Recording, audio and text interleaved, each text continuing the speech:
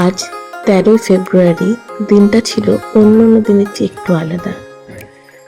সকালে ব্রেকফাস্ট টেবিলে জানতে পারলাম আজ আমার শাশুড়ি মায়ের বার্থডে। তখনই ডিসাইড হয়ে গেল যে আজকে আমরা এই দিনটিকে সেলিব্রেট করব। মেনু হচ্ছে বাটার গার্লিক নান, চিলি পনির, ক্রিসপি চিকেন আর কাশ্মীরি আলুর দম। যেমন ভাবনা তেমন কাজ, শুরু হয়ে গেল সকাল থেকে প্রিপারেশন। সবজি কোটা, রসুন ছাড়ানো, পনির ভাজা। সন্ধ্যায় চিকেনটা নিয়ে আসতেই চিকেনটাকে ছোট ছোট টুকরো করে ম্যারিনেট করে ফ্রাই করতে বসিয়ে দিলাম। ক্রিসপি চিকেনটা যে দারুণ লাগে খেতে, হানি গার্লিক চিকেনও বলতে পারেন না আপনারা। আর সকাল সকালই তৈরি করে ফেলেছিলাম কাশ্মীরি আলুর দম। সেটার ভিডিও আর করে রাখা হয়নি, বাড়িতে ছোট বাচ্চা আছে তো সবসময় সম্ভব হয়ে ওঠে না। ক্রিসপি চিকেন বানাতে বানাতে কিছু কথা আজকের দিনের স্পেশাল মানুষটির জন্য বলতে চাই। আমার শাশুড়ি মা মধ্যবিত্ত ফ্যামিলির ছাপোষা ঘর কোণে একজন মহিলা। তিনি বাইরের জগৎ সম্পর্কে সেইভাবে অবগত নয়, কিন্তু এই মানুষ অবদান আমাদের সংসারে অনস্বীকার্য। আমাদের সংসারটি বেঁধে রেখেছে মনে।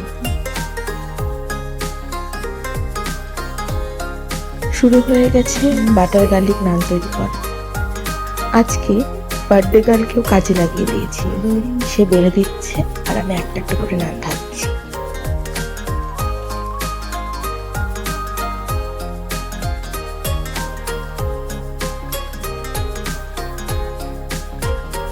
আমার শাশুড়ি মা নিজেকে নিয়ে আড়ম্বর করতে একদম পছন্দ করেন না, তাই আমরাও ছাড়লাম না। কেন করবে না? বলতে গেলে এটি এনার সেকেন্ড জন্মদিন, কারণ এর আগে আমরাই একবার জোর জবরদস্তি তার জন্মদিন পালন করেছিলাম, আর এই হচ্ছে তার দ্বিতীয়তম জন্মদিন। এর আগে তার জন্মদিন সেইভাবে পালন করে ওঠা হয়নি। বেশ মজাই হলো বলুন। ছোট ছোট মুহূর্তগুলোকে এনজয় করার নামই তো জীবন। সবসময় বড় করে কি করা সম্ভব হয়? ছোট্ট ছোট্ট খুশিগুলো প্রত্যেক দিনের কেন আমরা এনজয় করবো না? সবসময় বড় কিছুর আশায় আমরা ছোট ছোট জিনিসগুলোকে মিস করে যাই। শুরু হয়ে যাচ্ছে কেক কাটা পর্ব। হ্যাপি বার্থডে মা। এভাবেই আমাদের সাথে ভালো থেকো, সুস্থ থেকো।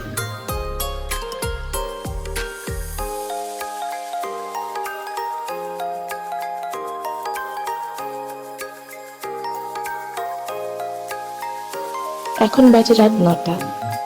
আমরা সবাই ডিনার টেবিলে একে একে সব খাবারগুলো প্লেটে নেওয়া হবে। বেবি নান, ক্রিসপি চিকেন, পনির সবকটাই বেশ ভালো হয়েছিল। আলুর দমটা তো অসাধারণ হয়েছে। আপনাদের সবার নিমন্ত্রণ থাকলো, একদিন আসুন হলদিয়াতে, আপনাদের সবাইকে রেঁধে বেড়ে খাওয়াবো।